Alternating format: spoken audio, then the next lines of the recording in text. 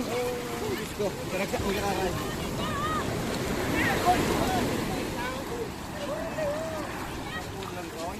Station lang ito. Katulad ng mga mga mukha.